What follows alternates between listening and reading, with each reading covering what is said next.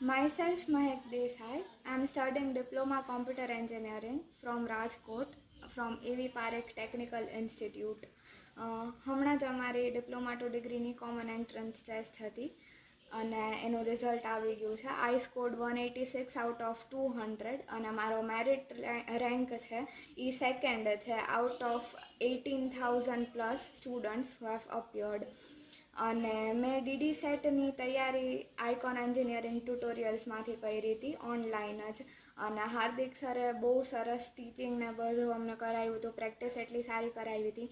અને thanks to Hardik sir and icon engineering tutorials કે જેમની હેલ્પથી હું અત્યારે આ લેવલે અને આ મેરિટે પહોંચી છું.